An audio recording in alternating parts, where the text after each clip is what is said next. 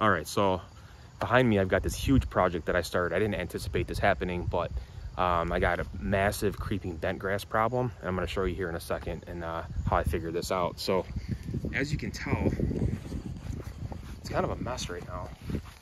So I dug up all this, put some new soil in there, but it started taking over and this stuff spreads like crazy. So this is a pesky perennial weed, cool season grass, and it's usually used for golf courses, greens, tennis lawns, things like that. And I want to show you a close-up of what this stuff looks like. So now I noticed this stuff was real spongy and it stands out from the rest of the grass. So you can actually really rip this stuff up. And I noticed as I cut this at 2 inches, I could see some of the spots had like a fungus, where it's really noticeable. So I knew something wasn't right. So I took a further look at it, and then I, realized, okay, this is what this is. So this stuff here has stolons that just, they just spread like crazy. Okay, so it's a real soft, spongy like material. And actually, at first glance, you really think it's kind of nice because the way it feels, soft on your hands. But as you're looking around, it just blends in, or it doesn't really blend in very well with the rest of the grass. So it's soft, dense, spongy. It's got shallow root system, and this stuff spreads like crazy. So there's still more here I have to dig up, but I got quite a bit of it.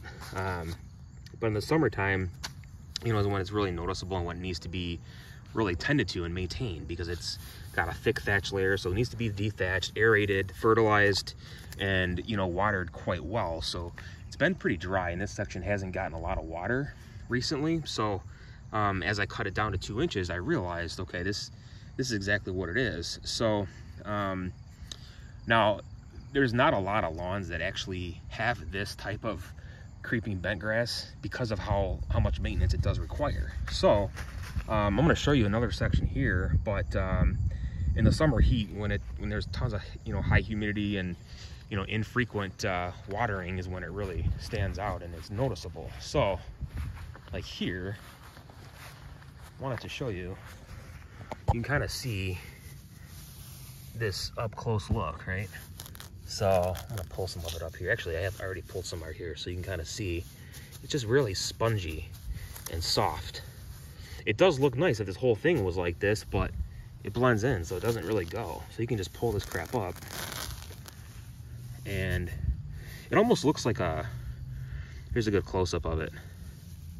It almost feels like an artificial grass, like an artificial turf type of deal. So, but it does pull up pretty easily.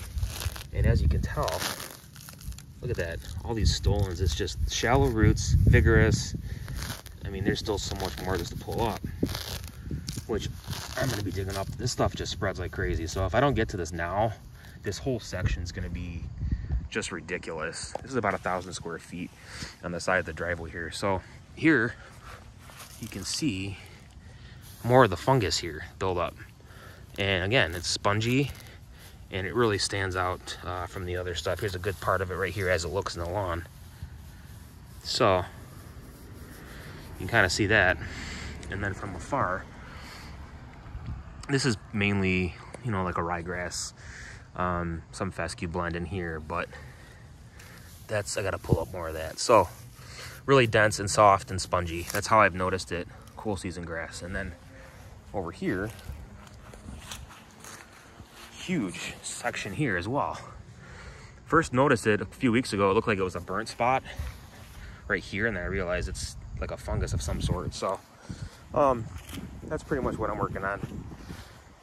And then I use some Ace brand topsoil, which this stuff works really well. So I did a short video on that. So much better than Home Depot brand, but trying to take care of this before it gets worse. There's still some more spots down here, but that's kind of what I'm working with. So stay tuned for more projects, and stay tuned and see what we have coming next. Thanks for watching.